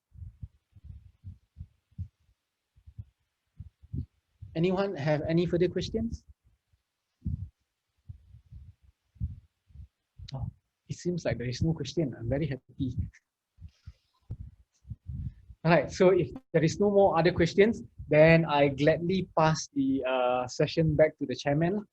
Okay, but if you need to contact me, I shall put in some detail. You can find me in via my email. Or my number I'll give.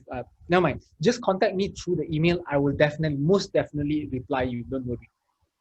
All right. So I'll most definitely reply you. So this is my email address. Yeah. All right. So thank you all very much. Shamin, back to you. Thank you, Doctor, for your informative talk and wonderful remarks. We also would like to thank you for your willingness to answer all the inquiries. We hope that the new students obtain a lot of input from Dr. Ng's briefing. And if, for those who still have questions, you can email it to Dr. Ng personally, or you can also email it to the Graduate Student Club. The Graduate Student Club email address will be provided in the chat room.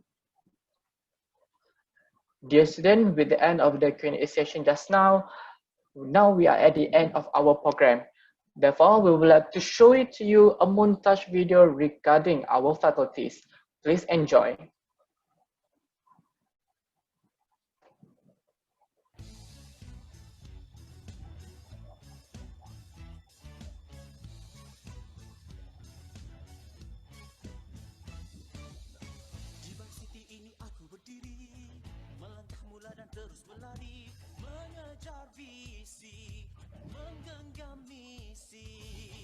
Puncak megah ingin ku tawani, dengan ilmu aku berbakti, julang tradisi, unggulkan varsity.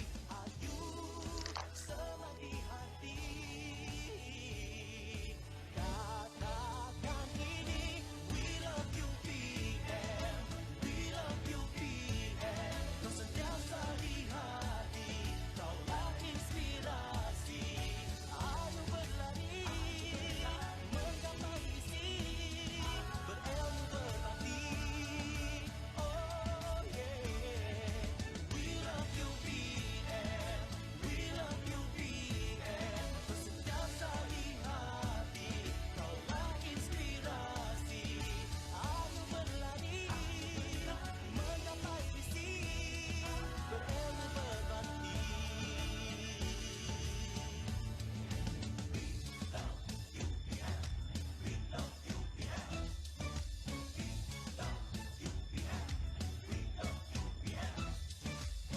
Di varsity ini aku berdiri, melangkah mula dan terus berlari, mengejar visi, menggenggam misi. Puncak megah ingin ku tawari, dengan ilmu aku berbakti, julang tradisi, unggulkan varsity. Ayu semadi hati, katakan ini, we love UPM, we love UPM. Kau sentiasa di hati, kaulah inspirasi. Ayo berlari menggapai misi, berilmu berbakti. Oh yeah, we love UPM, we love UPM. Kau sentiasa di hati, kaulah inspirasi. Ayo berlari menggapai misi, berilmu berbakti.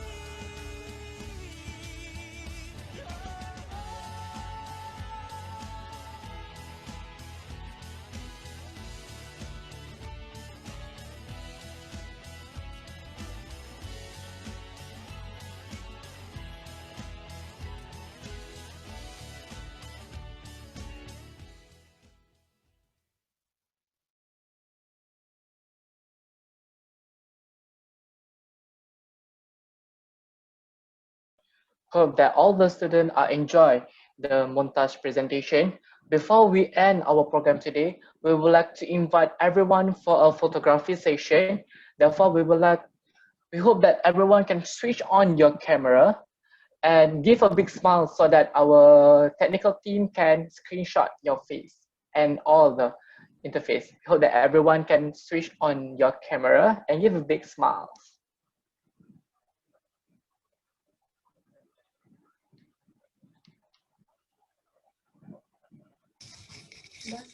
Okay.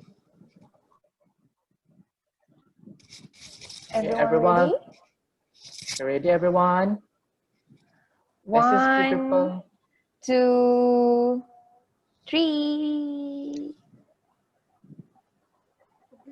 Okay, one more time. 1, Is the few 2. people not open their camera, please? Still, open your camera. There's still people who haven't yet opened their camera. Don't be shy.